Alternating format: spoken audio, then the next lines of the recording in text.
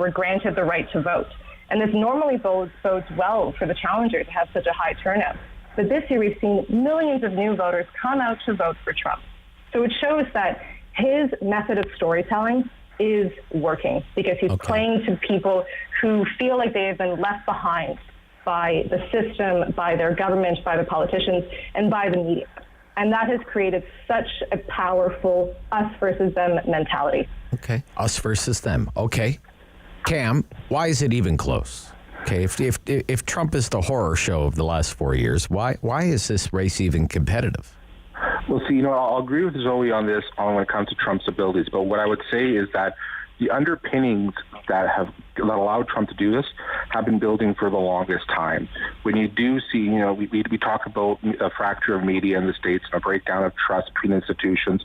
A lot of that's been underway for the longest time.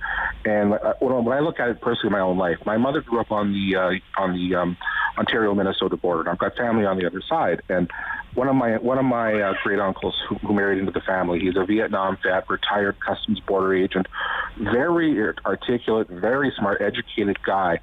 And for about 10 years, he had fallen deep down the rabbit hole of conspiracy theories, of this and that. He sent me stuff all the time by email.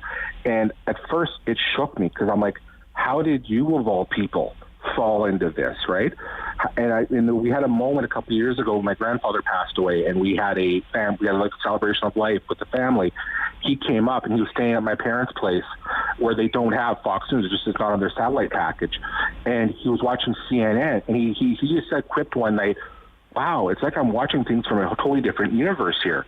And it's true. When you do look at the coverage of what's happening, and you see what people are taking in, they are being exposed to two different universes.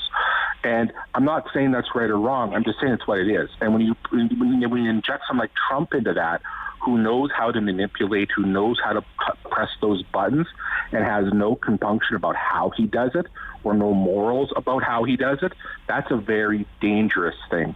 It's one thing to push buttons to try to advance a political goal or do things in a benign way. But when you have no boundaries about ethical or otherwise in what you do, that opens up some very dark places. And I think that's why, people trust him. And they distrust the other side more than they trust him. And I think it's just as much as anything else. And he didn't create that, but he's been able to exploit the heck out of it. All right. So when we come back, the polls were way off 4 years ago. It doesn't look like they're much better. Okay. Quite frankly, 4 years later, is there something fundamentally flawed with public opinion research when it comes to politics in the United States? I want your take on that. And of course, what's in it for us? Okay. We all want to know what's on the line for Canada today. It's the day after the U.S. presidential election, but nothing is settled yet. Cam Holmstrom, Zoe Knowles, your political fix. Be right back on the Rob Snow Show, Rogers TV and 1310 News.